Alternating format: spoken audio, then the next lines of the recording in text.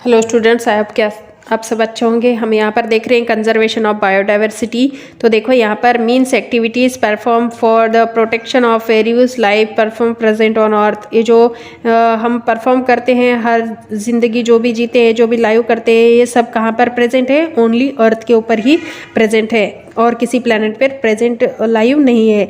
तो इसके लिए हियर आर डिफरेंट वेज, इसके लिए बहुत सारे अलग अलग वेज हैं, रास्ते हैं in which can conserve this huge heritage of ours. यानी हम सब मिलकर इसको क्या करना चाहिए? कंजर्व करना चाहिए। ये बहुत ही प्रीव्यूज है, यानी कीमती है और हमारे लिए प्रिय है।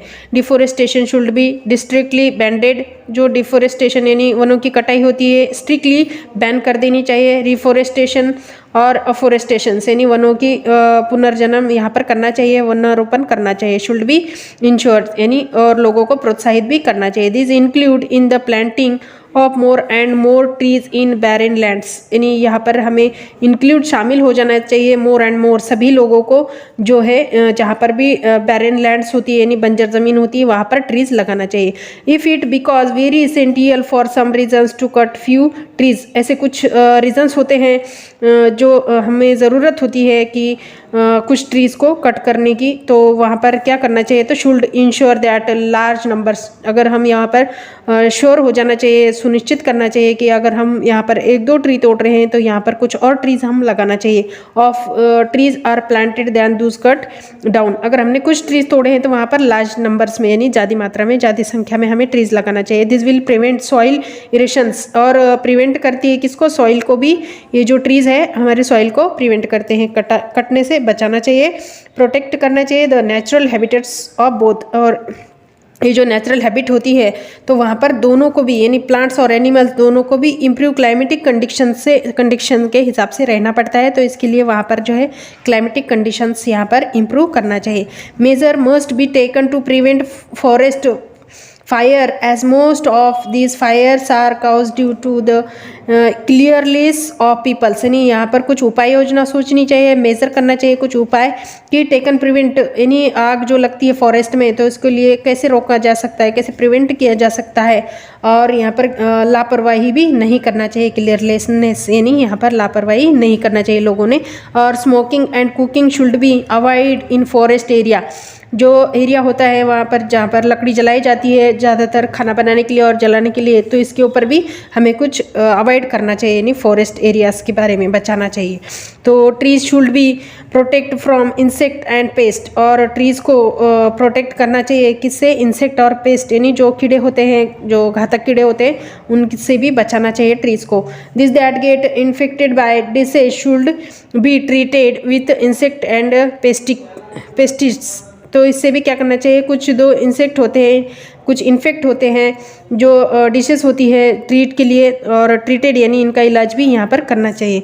Laws must be pass and followed by industry to regular the level of pollutants emitted by them into the atmosphere। Industry should be set off in barren lands। जो यहाँ पर कुछ लॉज यानी कुछ मस्ट पास करना चाहिए, कुछ laws यानी कुछ नियम फॉलो करना चाहिए इंडस्ट्री रेगुलर लेवल में। और जहाँ पर पोल्यूटेशंस होता है यानी प्रदूषण हो रहा है, इमिटेड यानी कुछ कचरा कहाँ पर भी फेंका जाता है, तो ये एटमॉस्फेयर में जो है गार्बेज हो सकता है, बैरन लैंड हो सकती है। तो इसीलिए हमें इंडस्ट्री शुड भी सेट अप यानी इन्होंने भी क्या करना चाहिए? कुछ लॉ पास करना चाहिए। ओके, तो waste from industry and factories should not be deposit.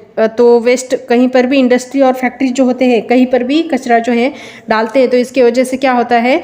Of water bodies and they harm aquatic life. यानी इसकी वजह से जो फैक्ट्रीज होते हैं उनका जो पानी जाता है, वाटर जो है, इसकी वजह से भी एक्वेटिक जो एनिमल्स होते हैं इनके ऊपर हार्म होता है, उनको चोट पहुंचती है। तो perform this depending on them. तो ये भी ज़िंदगी जीते हैं और ये अपन पानी के ऊपर डिपेंड होते हैं। तो इसके लिए हमें जो है फैक्ट्रीज़ का पानी कहीं और जगह शिफ्ट करना चाहिए और एनिमल्स को इसकी वजह से कोई चोट ना पहुँचे, इसको हमें सोचना चाहिए। Waste should not be dumped in the soil because it affect the fertility of soil by alternating its, यानी तो जो वेस्ट होता है जो नॉट बी डंपेड यानी कहीं पर भी फेंकना नहीं चाहिए सॉइल। इसकी वजह से क्या होता है कि सॉइल जो है मिट्टी यहाँ पर ख़राब हो सकती है और फर्टिलाइट यानी फिर से हमें प्रजनन करने के लिए जो सॉइल है ये फेरबदल इसमें करना पड़ सकता है। तो people from rural areas should be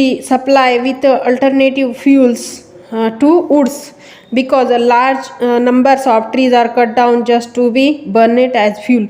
अगर हम सब लोग मिलकर रूरल अगर ऐसे कुछ रूल्स बना दिए कि हर एरिया में सप्लाई किया जाए कि अल्टरनेटिव फ्यूल्स यानी लकड़ी जलाने से बचाया जा सकता है अगर नेचुरल गैस या फिर गैस हम एजेंसी वहाँ पर खोलकर, तो इसकी भी वजह से लार्ज नंबर्स में ट्री जो है कट होने से बच सकते हैं और बर्न फ्यूल।